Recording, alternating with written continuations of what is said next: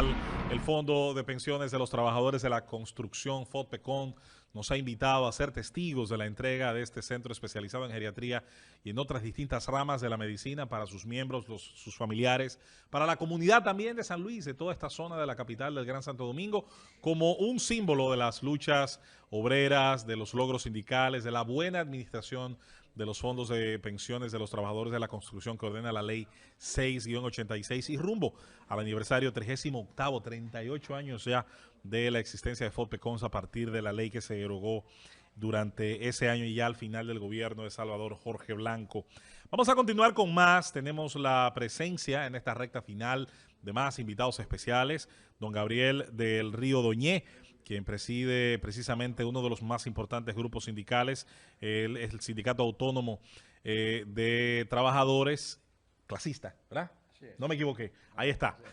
Lo dije correctamente. Qué bueno. Don Gabriel, bienvenido. Buenos días y obviamente queremos saludarle dentro de lo que significa, dentro de la alegría, obviamente la satisfacción que genera ver materializada este tipo de obras que provienen del sudor, del esfuerzo de los trabajadores.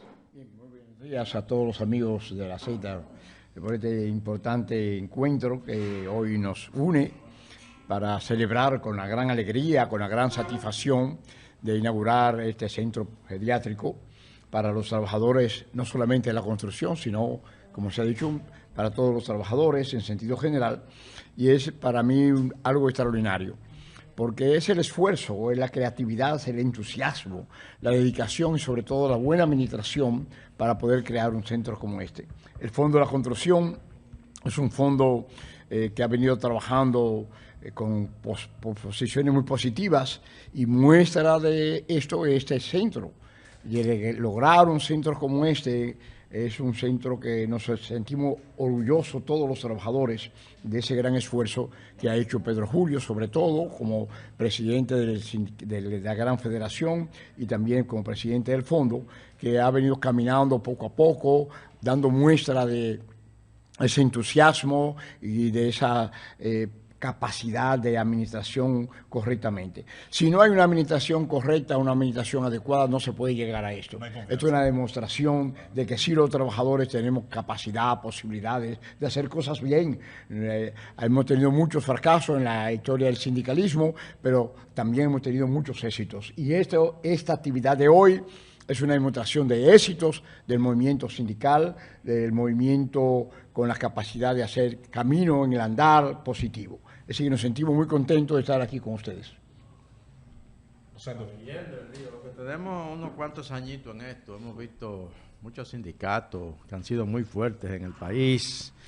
Nos recordamos, por ejemplo, de Citracode, Sindicato de Trabajadores de la Corporación Dominicana de Electricidad, el sindicato de los telefónicos, que era muy fuerte, el sindicato de trabajadores de arrimo portuario, ahí recuerdo al histórico Barbarín Mojica, y la verdad que nos satisface ver que todavía hay hombres que se consagran al trabajo, a la lucha sindical. Acaba de pasar Pepe, ahora tenemos a Gabriel del Río, y yo creo que este país ha sido privilegiado en esa materia. Pero tú sabes, Rosendo, a propósito de eso que tú estás señalando, algo muy importante. Tanto la CGT, que en ese momento... Central General de Trabajadores. La dirigía Pepe. Juan Erazo, número 33. Como la Confederación Autónoma Sindical Clasista. Si tú observas, cada una de esas centrales tenían características diferentes. Por ejemplo, la Confederación Autónoma Sindical Clasista, la CAS, se focalizó mucho a lo que fueron las enfermeras, a los trabajadores del sector salud y al sector agropecuario. Tenía una de las confederaciones más grandes del sector agropecuario y tenía el MUTAC, que era el Movimiento de Mujeres Agrarias, creo que era, si mal no me equivoco. Sin embargo, la CGT se dedicó más al sindicato fabril, a los sindicatos de fábrica, que eso, y una compensaba a la otra. Entonces yo te pregunto, Gabriel, esa transformación que se ha ido dando en el ambiente sindical en la República Dominicana, la evaluación de cómo era y hoy qué tenemos, básicamente, ¿cómo podríamos evaluar los cambios que se han experimentado? Podemos decir que este ha sido un proceso a partir de la gran huelga que hicimos en el 90 el presidente Balaguer. A partir de esa gran huelga intervino Monseñor Agripino Núñez Collado para comenzar un proceso que se dio sumamente interesante, que es el diálogo y la concertación.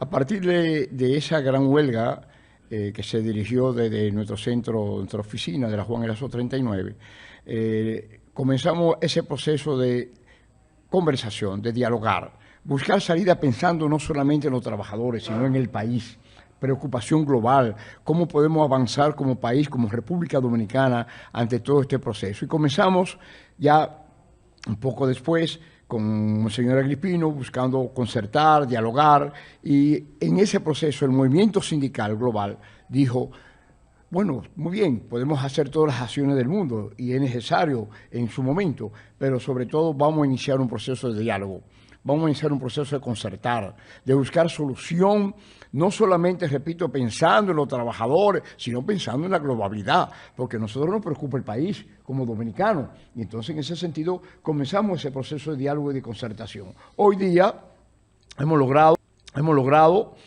algunos aspectos importantes a través del diálogo, la concertación, como es el Código de Trabajo, que hoy se está revisando de nuevo.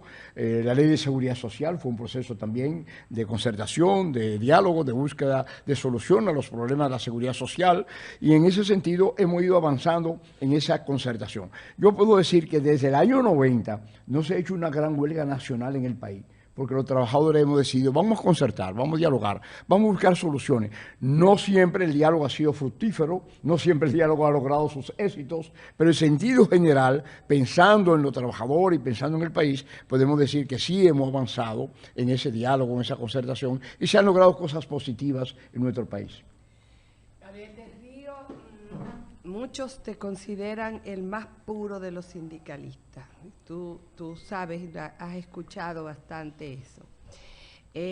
A ti te debemos el Infotep, que a veces la gente no sabe. El Infotep ha sido un gran creador de recursos humanos y de formación para los trabajadores, pero también te debemos el CONATRA, la Confederación Nacional de Trabajadores del Transporte.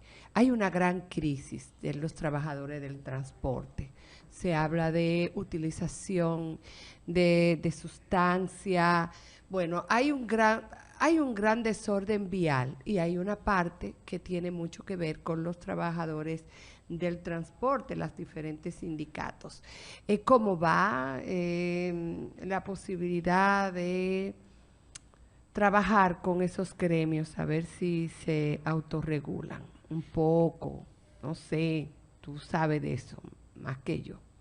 Bien, gracias. Bueno, en primer lugar mencionaste Infotep.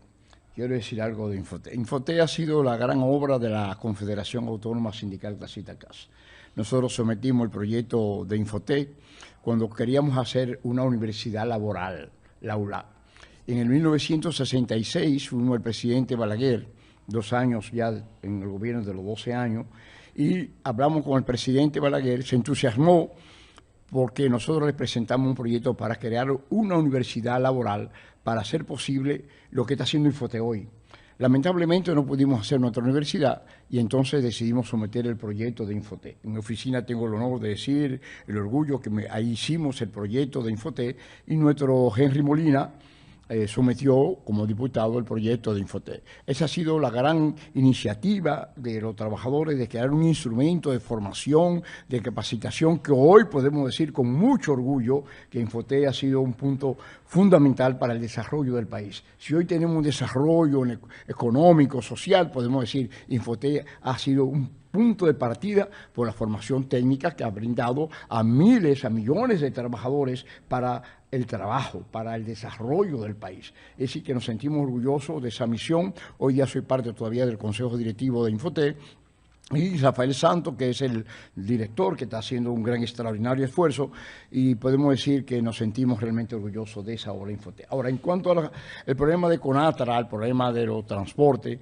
es un problema bastante complejo, porque en el país muchos trabajadores viven de ese sector del transporte, ya sean dueños, ya sean choferes, cobradores, y hay en la capital todavía hay un gran desorden en ese aspecto del transporte. Se están haciendo grandes esfuerzos, pero todavía estamos un poco, digamos, rezagados ante el proceso de transformar todo lo que es el transporte en nuestra capital.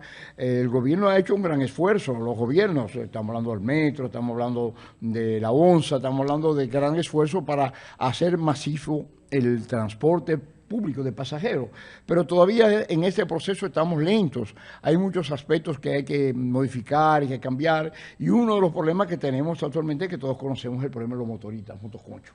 Es un gran problema que tenemos por la indisciplina, por la forma agresiva de que muchos motoconchistas se lanzan en las calles, creando grandes accidentes, y hoy las estadísticas hablan de somos uno de los países que tenemos más accidentes de tránsito, fundamentalmente es el motoconcho, fundamentalmente el motoconcho.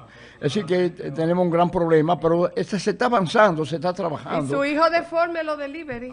Así es. Así es. Hoy el Intran está anunciando que va a regular a los deliveries. Sí. Afortunadamente. Don Gabriel del Río, usted tiene una gran experiencia sindical y protagonizó quizá esas luchas en el momento de más alto poder y moral que tenía el movimiento sindical. Ese poder que se veía y que se tenía en aquel momento ya se siente como diluido. E inclusive, a pesar de que la Constitución y las leyes laborales autorizan los sindicatos, propician que se formen los sindicatos, cuando se habla de sindicato a cualquier empresa es ponerse la mano en la cabeza, porque incluso algunas de ellas son instrumentos de personas que no siempre tienen las mejores intenciones, que cooptan, que secuestran estos grupos, desacreditando la lucha sindical. En ese sentido quisiera que me diera su enfoque desde su experiencia histórica de hacia dónde se reconduce ese sindicalismo en la República Dominicana y el mundo.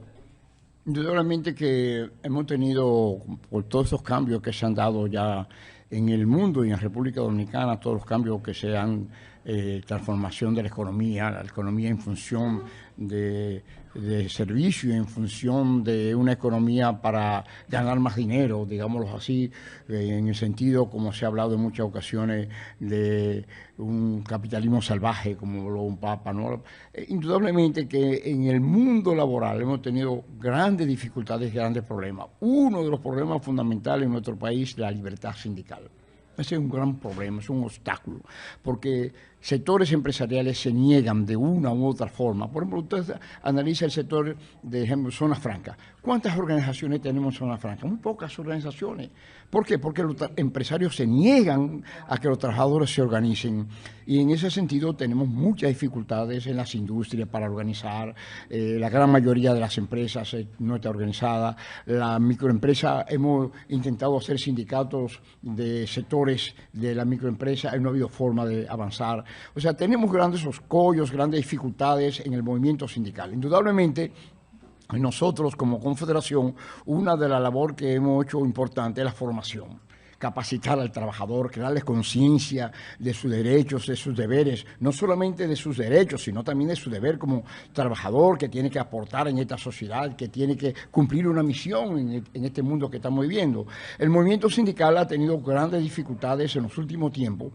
Ese mismo aspecto de ir hacia todo lo que es el diálogo, la concertación, quizá ha disminuido la visión de muchos sectores porque ha visto que el movimiento sindical se ha dedicado más al diálogo, a la concertación, que a los enfrentamientos, y entonces se ve como que el movimiento sindical ha ido disminuyendo porque no se ven esas grandes acciones que se veían antes, porque hemos decidido concertar, dialogar, y en la concertación, en el diálogo, no hay esas posibilidades de hacer grandes acciones, digamos, de enfrentamiento. Entonces, en ese sentido, el movimiento sindical indudablemente ha avanzado, tiene muchas limitaciones. Por ejemplo, en el sector hotelero, nosotros como confederación hemos avanzado, tenemos más de casi de los hoteles de Bávaro, Puerto Plata, Samaná, tenemos una gran federación que tenemos más de 80.000 trabajadores organizados, más de 45 sindicatos hoteleros con pactos colectivos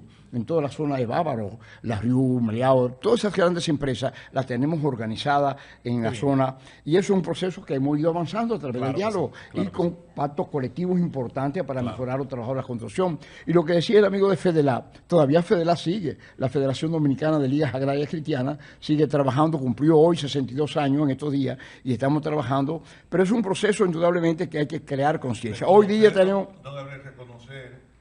la labor de Mariano Negrón. Correcto, Mariano Negrón fue un gran líder sindical de la CNTD, indudablemente, que se nos fue antes de tiempo, como decimos, ¿verdad? Reconocer a Mariano Negrón. Así, ¿verdad que sí? Indudablemente que sí, así es. Pero nosotros queremos finalmente decirle que el movimiento sindical sigue en sus preocupaciones y nosotros en la formación, la capacitación, crear conciencia para participar en la democracia, para participar con una búsqueda fundamental de la justicia social. Ese es nuestro lema fundamental.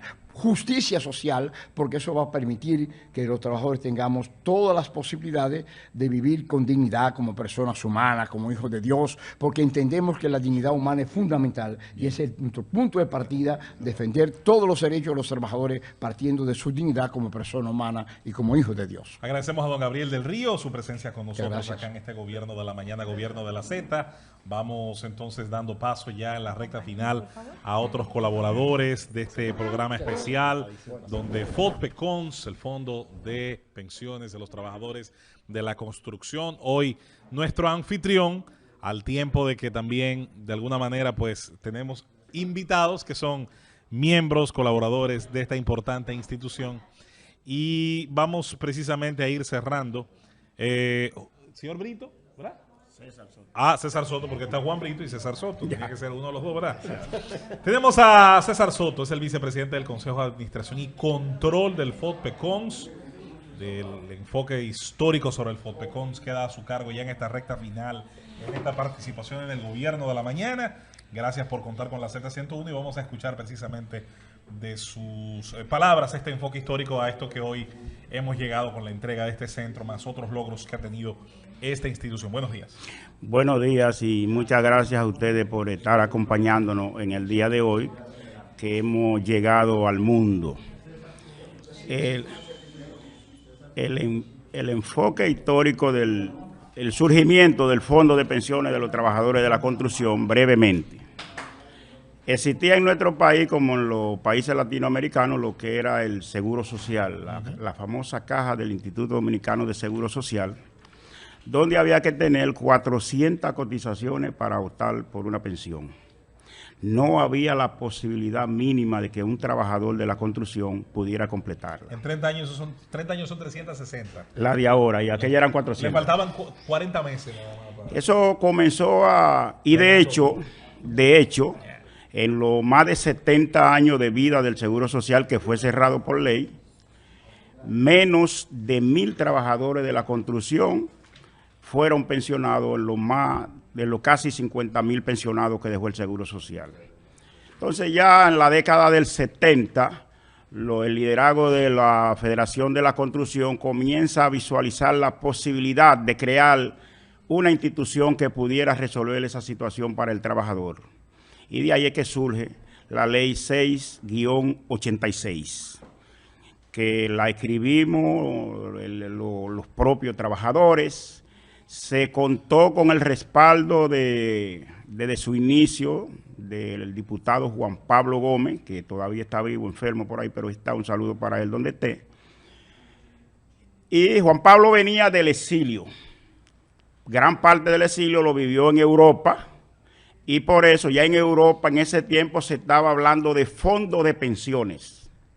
Por eso ustedes ven que aunque aquí llega fondo de pensiones en el 2000 y algo, con la creación de la ley de sistema de seguridad, a Juan Pablo Gómez, de seguridad social, nosotros que lo que estábamos barajando era caja, como lo que existía en toda América Latina, todavía en países como Argentina y Costa Rica lo existen las cajas, él es que nos orienta de que ya se estaba barajando en Europa los fondos y por eso surge Fondo de Pensiones de los Trabajadores de la Construcción, que somos los pioneros como fondo.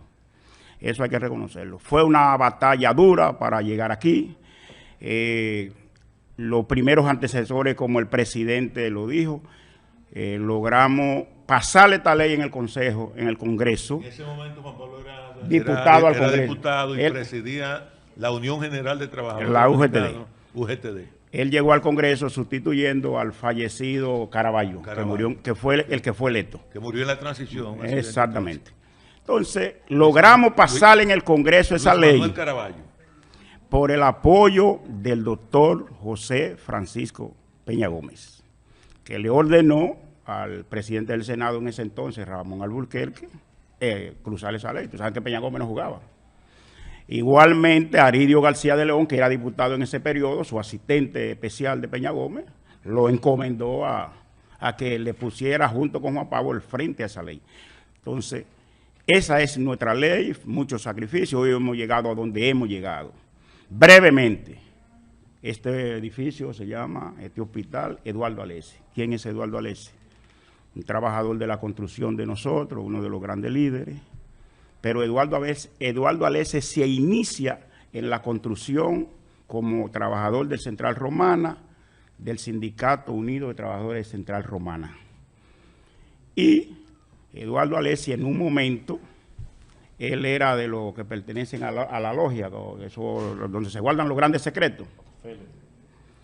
El jefe de la logia donde él trabajaba, a él pertenecía, era un funcionario, alto funcionario del Central Romana en ese entonces. Y en un día él lo manda a buscar. Estoy diciendo esto porque son secretos que él tenía y yo en los últimos años fui uno de los más íntimos amigos de él, y ya cuando la gente se está casi despidiendo, dice alguna cosa. Ese señor, el funcionario, lo manda a buscar. Él dice que él se extrañó porque para llegar al despacho de ese señor había que abrir muchas puertas y todas las puertas estaban abiertas. Y cuando él llegó, el señor se paró, no lo mandó a sentar. Y le enseñó una lista de 9 personas. Y le dijo: Eduardo, pase por personal, ahora se le dice recursos humanos. Si le dan dinero, cójalo y váyase esta noche. Y si no se lo dan, váyase, pero váyase. Era que le iban a matar. En esa lista la encabezaba el doctor Guido Gil. Comandaba la Romana Tadeo Guerrero. Eduardo no se fue esa noche, tenía el dinero, pero no se fue esa noche. Recuérdese que en aquellos tiempos se viajaba en carro que estaban en la parada en los parques. Sí, sí. Él se montó en el carro con destino a la capital. Al llegar al puente que divide la Romana con San Pedro de Macorís, el vehículo lo paran, porque todo el que pasaba por ahí lo revisaban. Y un sargento de la policía me dijo que él y yo estuvimos buscándolo mucho tiempo a ver si lo encontrábamos, nunca lo encontramos. Fue que revisó el vehículo y le preguntó con la lista en la mano: Eduardo, ¿para dónde va? Y le dijo: voy a hacer una diligencia. Váyase. ¿Lo dejó vivir? Recuérdese que en aquellos tiempos, toda la vida aquí se ha leído Baraja y Taza. La mamá de Eduardo Alessi leía Taza. Y el sargento se leía la Taza. Ahora, por esa razón se salvó. Bien apoyado sí estaba en la masonería y la mamá leía Taza. El sargento era cliente de la mamá, se leía la Taza. Solo faltaba que el tío fuera del SIM. Dijeron los demás contemporáneos de Alessi, que en los siguientes vehículos que salieron para la capital, salió el doctor Guido Gil. Y nadie lo volvió a ver. Esa es la historia breve de por qué el FOPECON y quién era Eduardo Alessi. Eduardo, cuando vino, se instaló en la capital, duró más de 2 años sin volver a su pueblo. Con una persona íntima le mandó a decirle a su mamá que él estaba vivo, que no se preocupara. Porque, no había redes sociales. Pero de ahí se integró en la construcción, fue determinante porque él en la parte política llegó a ser uno de los hombres de más confianza del doctor José Francisco Peña Gómez. Interesante. Y esos canales para llegar a Peña Gómez, a ordenar esa ley, fue a través de él. Igualmente, después de aprobada, venía la promulgación de Salvador, pero ¿sabe cómo es? También él movió eso. Gracias, señor Soto. Una participación interesante, acuciosa, con el trasfondo histórico que han tenido las luchas de los trabajadores en medio de los procesos de la violencia del Estado, de la Guerra Fría y demás. El licenciado Juan Brito va a cerrar con nosotros. Es el asesor del Fondo de Pensiones de los Trabajadores de la Construcción en materia de seguridad social. Y va a enfocarse en esta participación suya, precisamente en la justificación por qué un centro geriátrico, por qué este tipo precisamente de construcción y de hospital. Gracias al licenciado Juan Brito, acompañado también para la parte final de nuestro buen amigo Balbueno Medina. Adelante, señor Brito, bienvenido al Gobierno de la Mañana, Gobierno de la Z101. Buenos días, bienvenidos ustedes acá a este Centro de Especialidades y Geriatría Eduardo Alexis, hijo del Fondo de Pensiones de los Trabajadores de la Construcción. Dicen que el agradecimiento de un buen padre es dar un buen hijo. Y entonces el FOPECON ha querido resarcir y reconocer el esfuerzo de la sociedad que ha hecho pagando sus tributos durante años, 38 años, arribamos a 38 aniversarios, y le ha devuelto, no en 9 meses, sino en 38 años. ¿Sí? ¿Por qué? ¿Es verdad? Claro. Le ha devuelto esta obra. No es lo mismo el parto de una rolita que el de un elefante. Perfecto. Tiene que tardar más. Entonces, ha sido fruto de años de lucha, de trabajo, y aquí está lo que es el entregar y el reconocer el esfuerzo a la sociedad. Mira, se lo devolvemos en un trabajo concreto de apoyo social para envejecientes, adultos mayores y la población en general también, para no excluirla, porque no somos excluyentes. Y dice, ¿y por qué debió, como dicen, varón o hembra, el parto? Bueno, es un centro. ¿Y por qué se justifica el centro? Se justifica en el artículo 8 de la ley. Todo lo hacemos planificado, organizado, discutido y en cumplimiento de la ley. La ley establece que ese fondo que se crea en el artículo 1 de la ley dice que los recursos que se recauden para los fines de los trabajadores de la construcción serán distribuidos un 50% en asistencia social y un 50% en pensiones y jubilaciones. Y a veces uno escucha a la gente que muchas veces no entiende la dinámica social y pregunta, ¿y por qué están invirtiendo? Si eso es para pensiones, están invirtiendo el dinero en un centro de salud y geriátrico. No, léase la ley. Exacto. Es que la ley dice 50% para asistencia social y 50% para pensiones y jubilaciones. Excelente. Porque, contrario a lo que ocurre con los modelos, ustedes han escuchado durante toda la pandemia el diputado Botello pidiendo un 30%. Un genio. Un 30%, él ha pedido un 30%. Aquí esta ley da un 50%. Él ha pedido un 30%. Porque, oye, ese dinero es tuyo. Y estás teniendo una eventualidad difícil. Entonces permítele el 30% para que se levante, haga una sinergia y vuelva de nuevo. No. No, yo lo administro todo y me quedo con todo. Y tú tienes que esperar ya que te esté casi muriendo al borde de la tumba para yo darte eso, que es tuyo. Entonces no, en este modelo nosotros pensamos distinto. ¿Cómo vas a disfrutar una pensión si no tienes un presente? Yo tengo que cuidarte hoy en salud, tengo que alimentarte hoy para que tú mañana puedas disfrutar de esa pensión. O sea, en el tránsito hacia construir tu pensión, tú eres un ser humano y tienes necesidades.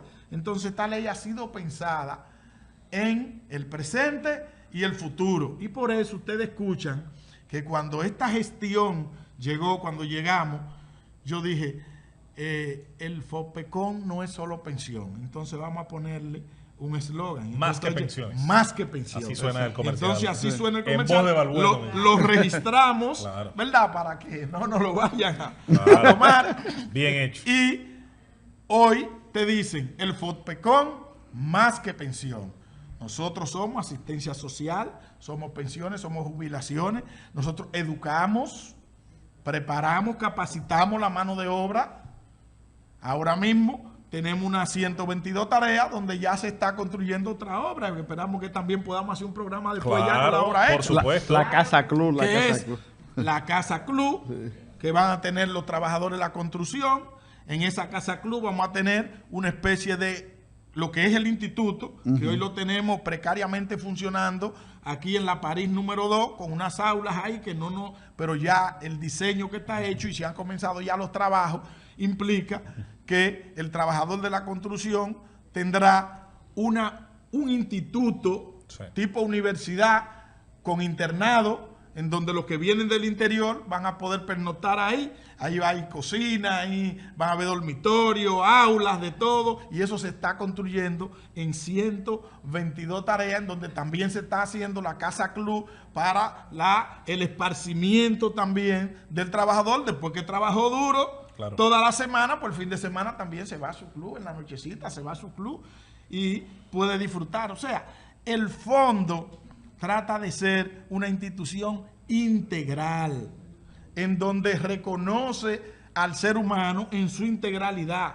Tiene que trabajar, tiene que educarse, tiene que esparcirse, tiene que disfrutar, hacer actividades lúdicas, de forma tal que es un ser humano el que estamos trabajando.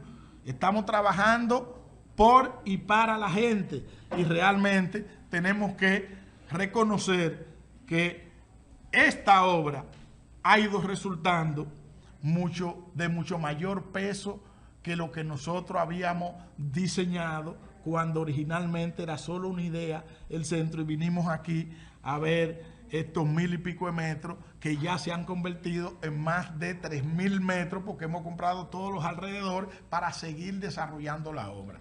Y seguimos creciendo. Habrán más CEGEA, como le decimos, Centro de Especialidades y Geriátrica Eduardo Alexis, en las diferentes regiones del país. Excelente. Palabras de Juan Brito, licenciado, que yo creo que resumen el presente y los proyectos incluso a futuro de una institución que también tiene un pasado que hemos resaltado y que ha permitido construir y llegar hasta aquí hoy. Qué mejor manera de concluir precisamente que con un buen amigo y colega de la comunicación, un hombre conocido por todos y que ahora ha dedicado también una parte de su trabajo a ser la voz que hemos conocido de esta institución. Balbueno, bienvenido una vez más, y ya para finalizar contigo. Bien, señores, en esta parte ya culminante de esta gran jornada del día de hoy, yo quiero agradecer a cada uno de ustedes el haberse desplazado hasta aquí para compartir esta experiencia, una experiencia que yo sé que ustedes no van a olvidar jamás. Aquí hay gentes, colegas, periodistas, comunicadores, como el caso de Khalil, que saben que son de mis afectos. De una u otra manera hemos estado batallando en estos caminos de la comunicación, de manera que Diulca también, mi amiguísima, ¿verdad? Bueno, esto es estar en mis aguas, ¿verdad? Pero lo que se ha hecho en el día de hoy, yo creo que quedará estampado con letras de oro en la historia de lo que es el Fondo de Pensiones de los Trabajadores de la Construcción y el despegue de este centro geriátrico. De manera que agradecemos a este equipo, agradecemos a la Z101, a su presidente y a todo el personal de apoyo que ha permitido que en el día de hoy hayamos hecho el programa de mayor rating que ha tenido la radio y la televisión dominicana. Queremos dar las gracias, Balbueno, y queremos decir también en nombre de la Z101 y de su presidente, don Bienvenido Rodríguez, también agradecer que FOPECONS ha visto siempre en la Z y ha tenido en la Z el apoyo mediático por el cual toda su información, toda su promoción ha estado siempre presente en nuestra programación. Sí. Recuerdo cuando habían ido a cabina, gobierno de la tarde, gobierno de la mañana, en otros espacios a llevar las delegaciones internacionales. Conocimos obreros de Panamá, de Colombia, de distintos países. Era interesante siempre.